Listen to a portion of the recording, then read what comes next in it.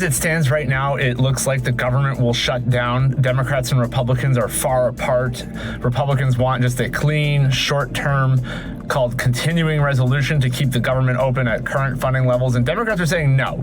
They want to undo some of the Medicaid cuts that Republicans enacted as part of their big tax cut. Republicans have decided that they don't want to fund the government in a bipartisan way and are determined to continue to gut the health care of the American people. They also want Congress to extend the soon-to-expire Obamacare premium tax credits that help like 20 million people afford their health insurance, and that expires at the end of the year. And there's actually a bunch of Republicans who agree that they can't just let these subsidies expire. I think that should be a part of the conversation as well.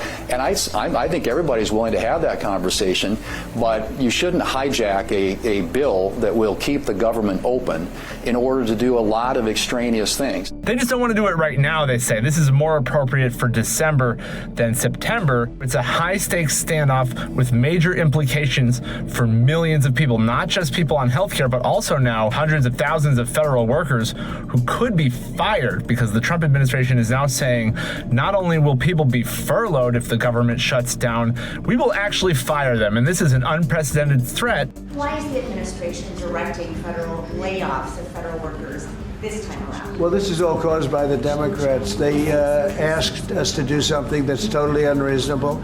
They never change.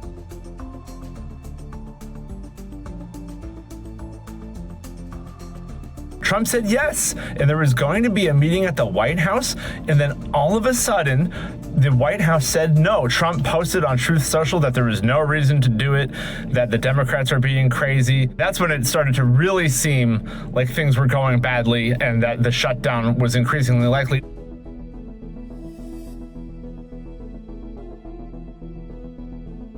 They're feeling much more aggressive. Now they're choosing to fight on the most favorable possible terrain for Democrats, which is healthcare. That's where voters agree with Democrats over Republicans the most. Democrats are seizing the favorable terrain, and it's clear that there are the ingredients for a deal there, and it's plausible that they could get something, but they're demanding that it be in legislation and not some sort of handshake agreement. So it's still looking like a toughie, and that's why it is looking like a shutdown is really on the table here.